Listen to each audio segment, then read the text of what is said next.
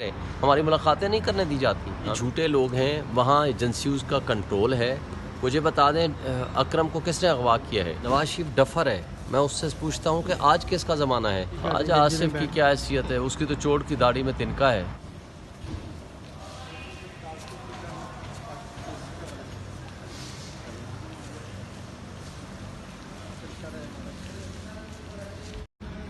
جی سر, آج کے کیس کے حوالے سے بتائیے گا کہ آج ایک نئی پٹیشن دائر کی القادر کے حوالے سے, کیا کہیں گے سر؟ ہم نے کل پٹیشن فائل کی تھی تو کیس ہمارا نہیں لگ رہا تھا. آج ہم نے جا کر ریکویسٹ کی ہے چیف جسٹس صاحب کو, انہوں نے فکس کر دی ہے. اب انشاءاللہ یہ منڈے کو کیس لگ جائے گا. ہم امید رکھتے ہیں کہ انشاءاللہ ہمیں انصاف ملے گا. اصل بات اس کیس میں یہ ہے کہ تفتیشی افسر نے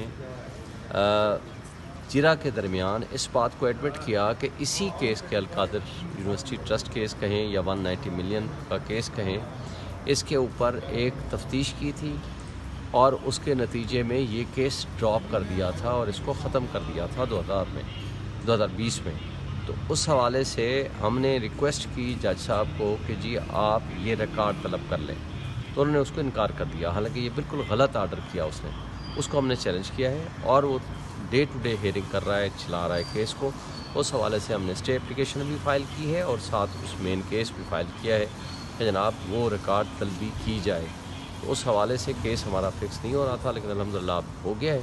منڈے کو کیس لگے گا. سر, کل نواز شریف صاحب نے آدھے گھنٹے کی پریس کانفرنس کی, آپ لوگ بھی بے چارے تھے لیکن پھر ساری میڈیا نے وہیں اسی کو کوریج دینا مناسب سمجھا. کیا کہیں گے؟ وہ کہہ رہے ہیں ان کے دور میں تو 10-10 روپے کی جو ہے وہ چینی کلو میں مل رہی تھی اور چیزیں سستی تھی, اور یہ بھی تو مہنگائی تو عمران خان صاحب کے دور میں شروع ہوئی اور عمران خان صاحب لے کر آئے مہنگائی. نواز شریف ڈفر ہے. میں اس سے پوچھتا ہوں کہ آج کس کا زمانہ ہے؟ مریم نواز کیا لگتی ہے؟ کیا یہ ایتھوپیا سے آئی ہے یا یہ پیپلز پارٹی کی امیدوار ہے, چیف منسٹر ہے؟ گو کہ یہ تھیف منسٹر ہے کیونکہ ڈاکہ زنی کے ذریعے وجود میں ان کی حکومت آئی ہے. شہباز شریف کس کی حکومت ہے؟ کیا یہ مسلم لیگ نون کا نہیں ہے؟ کیا یہ ایم کیو ایم کے پرائم منسٹر ہے؟ تو بات یہ ہے کہ وہ کمبخت ہو کہ جو تباہی آپ نے اس 2-3 سال میں کی ہے, 2022 سے لے کر آج تک, آپ نے ملک میں عام آدمی کا جینا محال کر دیا ہے. مہنگائی سے بجلی گیس کی اتنی تباہی آپ نے مچا دی ہے کہ لوگ کھانے کو بھول گئے ہیں. کرائے سے زیادہ آپ نے بجلی کے بل ڈال دیے ہیں. تو یہ عام آدمی کو آپ نے آئی ٹی کے سسٹم سے فارغ کر دیا ہے. 25 لاکھ لوگوں کا نقصان ہو رہا ہے جو آپ نے اس نیٹ کے سسٹم کو سلو کر دیا ہے فائر وال کے چکر میں. اور ان کو اس ڈفر کو یہ نہیں سمجھ آتی کہ بھائی اس ملک کو تباہی کے دہانے میں پہنچانے میں ان کا مرکزی کردار ہے. آئی پی پی سے معاہدہ کس نے کیا ہے؟ پیپلز پارٹی اور انہوں نے. آج جس انجام کو پہنچے ہم کس کی وجہ سے پہنچے؟ انہوں نے ڈیم کیوں نہیں بننے دیے, ڈیم کیوں نہیں بنائے؟ تو یہ ساری خرابی کے یہ بنیادی ذمہ دار ہیں. لیکن یہ اپنی باتیں پرانے مجھے کیوں نکالا؟ بھائی آپ نے اس ملک میں جس طرح کی کرپشن کا سٹارٹ کیا, آج بھی ایون فیلڈ ڈپارٹمنٹ بتا دیں کس کا ہے. مجھے بتائیں آج جس طرح فراڈ کر کے ڈکیتی کے ذریعے آپ یاسمین راشد سے جیتے ہو, کس طرح آپ جیتے ہو؟ حالانکہ آپ پتہ نہیں 70,000 کتنے ووٹوں سے ہارے ہوئے ہو. پٹن کی لیٹسٹ آپ رپورٹ اٹھا کے دیکھ لو. سر, سپرنٹینڈنٹ اڈیالہ چینج کیا گیا اور کہا جاتا ہے کہ وہ عمران خان کا بندہ تھا, تنہائی میں عمران خان صاحب سے ملنے جاتا تھا. اس پہ آپ کیا کہیں گے؟ یہ جھوٹے لوگ ہیں, وہاں ایجنسیز کا کنٹرول ہے. مجھے بتا دیں اکرم کو کس نے اغوا کیا ہے؟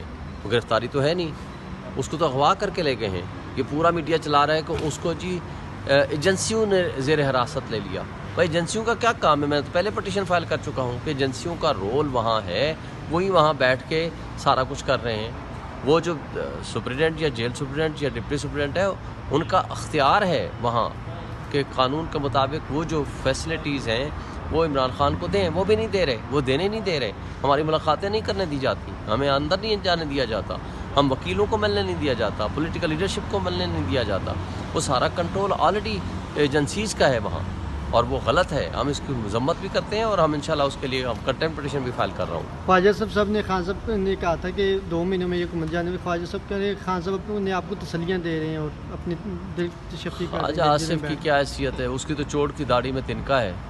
وہ خود کہتا رہا ہے کہ جناب وہ ریحانہ ڈار سے ہارا ہوا ہے. اس کو کہیں کہ تو اپنے فارم 45 لے آ, تو قسم اٹھا لے, قرآن اٹھا لے کہ تو جیتا ہوا ہے.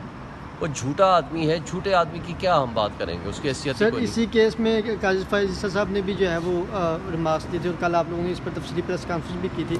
کہ جو 190 ملین پاؤنڈ ہیں وہ سابقہ ادوار میں جو ہے وہ عوام کے لے کر لوٹے گئے، اس کا بھی احتساب ہونا چاہیے، ان لوگوں کو بھی سزا ملنی چاہیے.